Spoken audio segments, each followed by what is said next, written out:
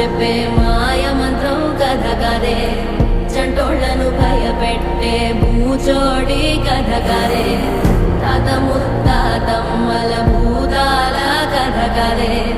విక్రమాదిత్యుడు చెప్పిన వేదాళుడి కథ కదే, దీపము నుండి బియ్యం వచ్చే అల్లావుద్దీన్ కథ కదే, ఇది ముడత చర్మం ముసలి చెప్పే కథ లాంటి నిజమే.